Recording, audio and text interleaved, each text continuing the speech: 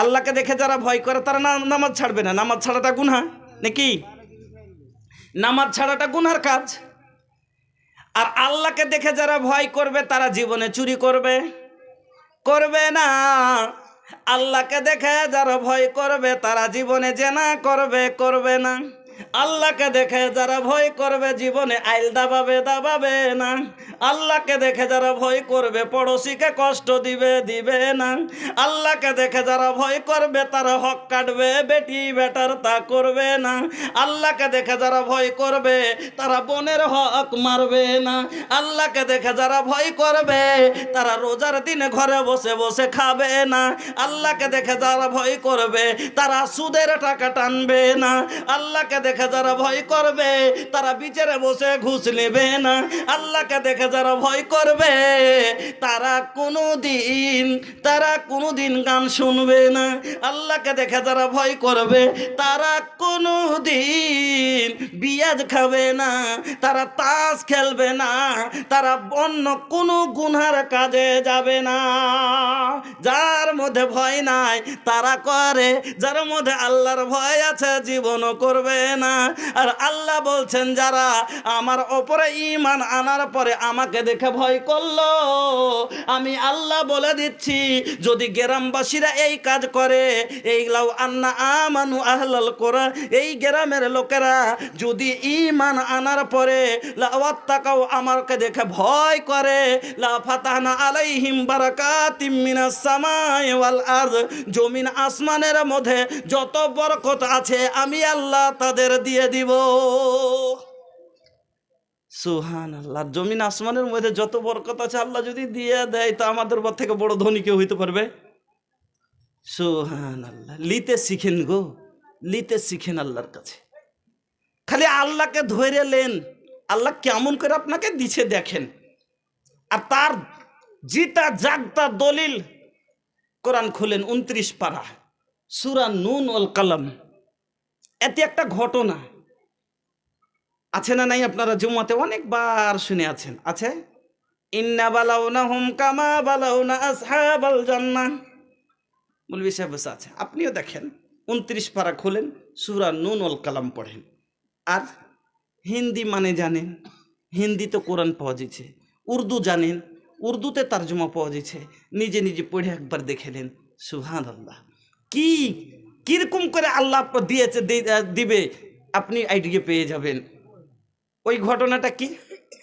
প্রাচীন যুগে বনি ইসরাইলের মধ্যে একটা লোক ছিল।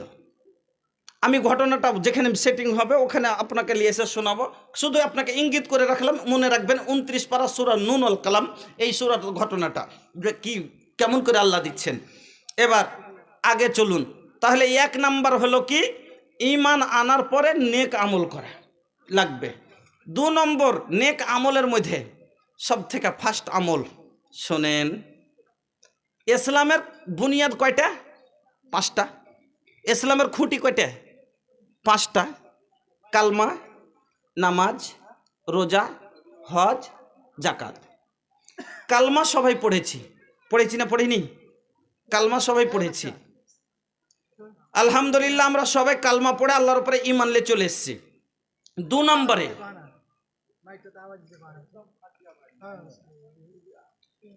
ऐसन बाजा पहला बार मिलल बा भैया, लेकिन का कहीं साझे से देख रहल बानी कि ऐसा हालत बा, सुधर ना पौलस, तो हम काहे टाइम वेस्ट करी?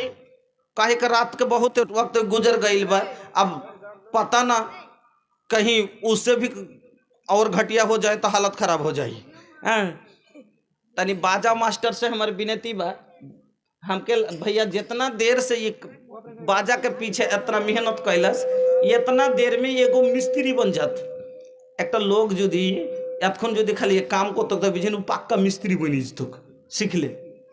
সুবহানাল্লাহ। কিন্তু পারেনি। যাক আল্লাহ তৌফিক দেখ, ছেড়ে দেন ভাই, যা ছিল তাই থাকতে দেন। না তো ওই রকমই হইলো, মানে লাস্টে যায় ছেড়ে দেন। হজ কার লেগে? যার কাছে টাকা আছে, যে বাড়িতে খাওয়া দাওয়া সারা ব্যবস্থা রেখে যাওয়া আসার মতো টাকা তার কাছে হচ্ছে, তার উপরে হজ ফরজ, সে হজ করবে। জাকাত কে দিবে? যার মাল নেশাবে পৌঁছেছে সে দিবে, মানে জাকাতে যতটি মালের জাকাত লাগবে অতটি মাল হয়েছে তাইলে ও জাকাত দিবে।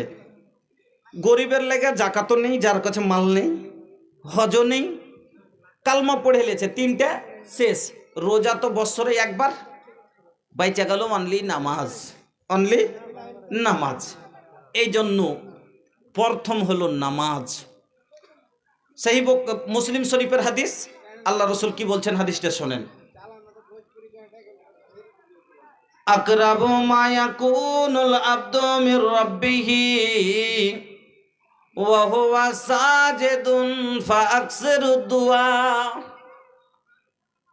নবীজি বলছেন, বান্দা আল্লাহর সব থেকে বেশি কাছের কখন হয়? যখন নামাজের অবস্থায় সাজদায় থাকে। আমরা যখন নামাজ পড়তে পড়তে রুকু করার পরে সাজদা পানে যাই, ওই সময়তে আমরা সব থেকে আল্লাহর কাছে হয়ে যাই। ও মুসলমান, সামান্য যদি একটা কিন্তু 1 লাখ টাকা এমএলএর কাছে যদি যায় বলে যে 1 লাখ টাকা পায়ে যাবা, তুমি ইন্দিরাবাস তোমার পাস করে দিব, 5 দিন আমার বেগ ডহিবে। মুসলমান, যদি এমএলএর বাড়ি যাইতে যদি 5 বার 9 দিনে 10 বার দরকার পড়ে যাবে, সানি দিতে বললে দিবে, চাই করতে বললে করবে। যে ইন্দিরাবাসটা আমার 2 লাখ টাকার হবে, এই জন্য তার ঘন ঘন কাছে হবে, তাকে খুশি করবে। আর আমার আল্লাহ যে সব আপনার এই দিলে কি দিবে? একটা রুমের টাকা দিবে। কিন্তু আমার আল্লাহ এত বড় রুম আপনাকে দিবে জান্নাতের মধ্যে। একটা হাদিস শুনালেন বিশ্বনবী মুহাম্মদুর রাসূলুল্লাহ সাল্লাল্লাহু আলাইহি ওয়াসাল্লাম বলেন, ইন্না লিল মুমিনি ফিল জান্নাতি লাখাইমাতান মিন লুলুওয়াতিন ওয়াহিদাতিন মুজাওওয়াফাতিন তুলুহা 60 মাইলান। আল্লাহ রাব্বুল আলামিনের নবী বলছেন, জান্নাতের মধ্যে মুমিনকে আল্লাহ একটা কামরা দিবে, একটা রুম দিবে। ওই রুমটা, যেই রুমটাতে নিজের স্ত্রীকে নিয়ে থাকবে, যে রুমটাতে আমরা স্ত্রী নিয়ে থাকবো জান্নাতে, ওই রুমটার কথা নবীজি বলছেন যে আল্লাহ জান্নাতে মুমিনকে একটা রুম দিবে। ওই কামরাটা কিসের হবে? মিন লুলুওয়াতিন ওয়াহিদাতিন মুজাওওয়াফাতিন, সে মতি দিয়ে বানা থাকবে। কি দিয়া? মেম্বার সাহেব দিলে কি দিবে? ইট দিবে, বালু দিবে। আর আমার আল্লাহ কিসের দিবে বন্ধু? বলছেন লুলু, মতি দিয়া বানা থাকবে। সিপ মে মতি নैनों में ज्योति, फूल में खुशबू अगर न होती। सिप में मोती नैनों में ज्योति, फूल में खुशबू अगर न होती। मिट्टी के इस पुतले में जान दे न कर।